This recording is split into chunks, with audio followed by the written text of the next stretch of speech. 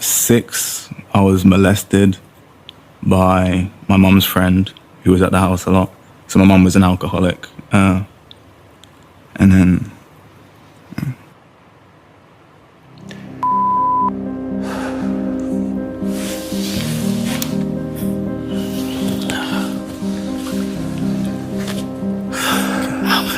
Sorry. Don't be sorry. Yeah, so that happened at 6. And then I was sent to Africa to learn discipline. And then I was sent back. 7, I started smoking. 8, I started dealing drugs. Selling drugs? Selling drugs, yeah. An older person told me that they wouldn't stop a kid on a bike, so I'd ride around with my football, and then underneath I'd have the drugs, and yeah. And so that was 8. 11, I was hung off a bridge. By who? A guy from the next estate, a man. And then, yeah, 12, I was adopted, so. And from then, it was like, I was adopted by an amazing family, like I said. I couldn't have asked for better people to do what they'd done for me. What happened to Dele Alli is one of football's most heartbreaking stories. And honestly, it's a cautionary tale that every young player should hear.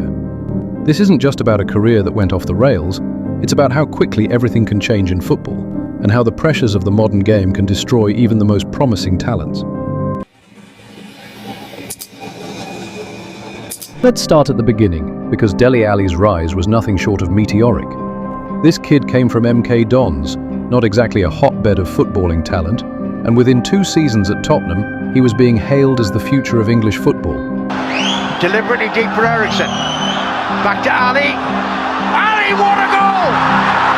Sensational! His debut season in 2015-16 was absolutely incredible. 10 goals and 9 assists from midfield as a 19-year-old? That's the kind of output that gets you noticed by every top club in Europe. But it wasn't just the numbers that made Dele special. It was the way he played.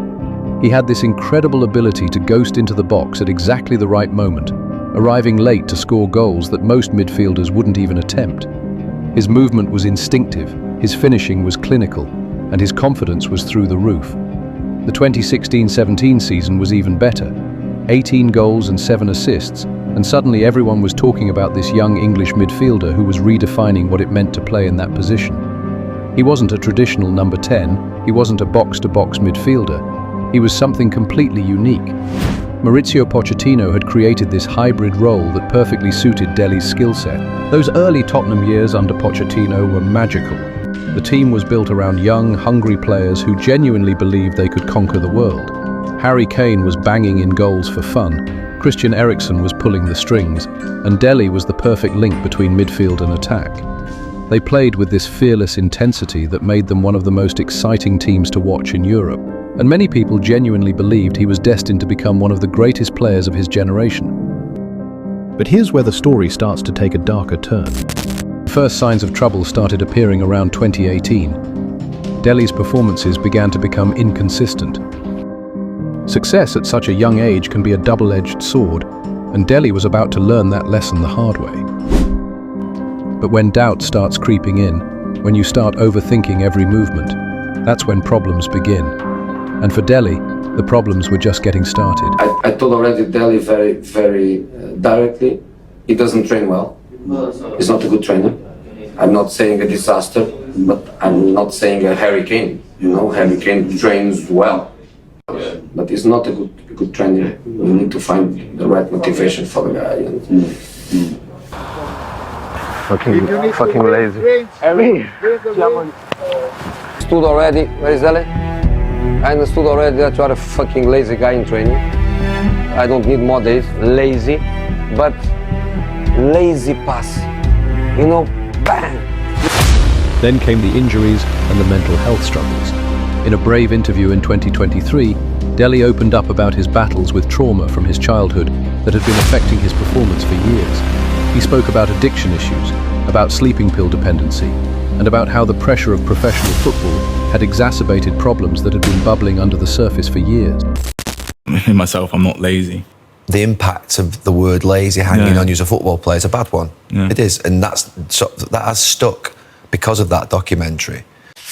Part of the story that people often miss when they talk about Dele's decline. They see a player who's lost his form and assume it's just about football.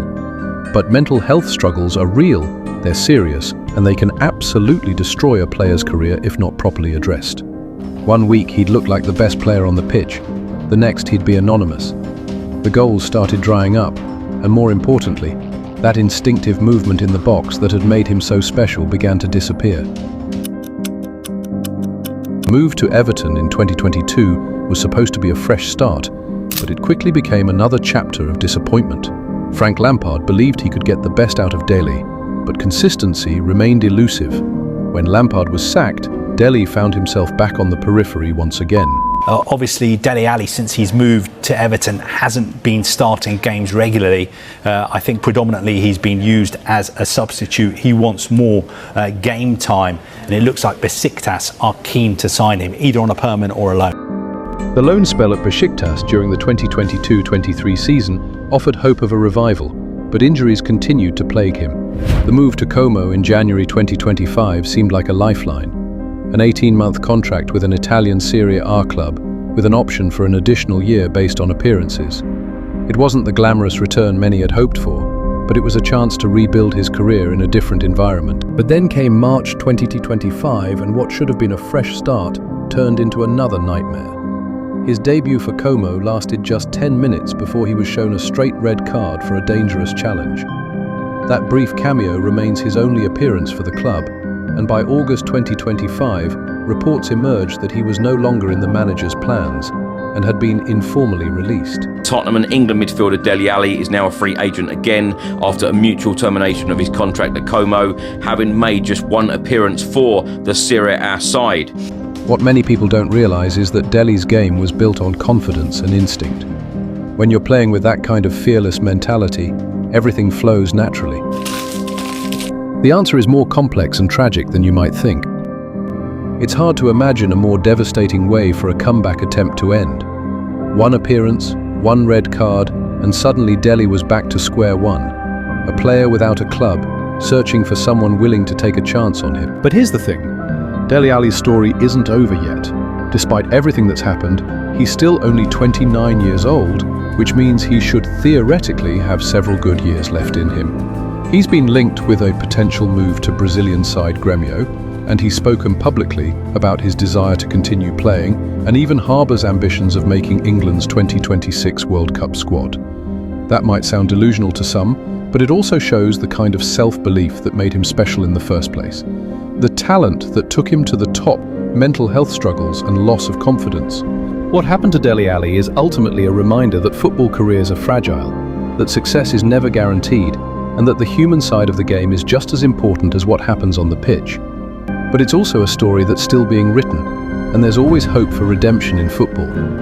Whether that redemption comes in Brazil, back in Europe, or somewhere else entirely, one thing is certain. Dele Alli's journey has been one of the most dramatic rises and falls in modern football history. And maybe, just maybe, there's still one more chapter to be written. If you enjoyed this story, click on the videos on your screen and keep the drama going.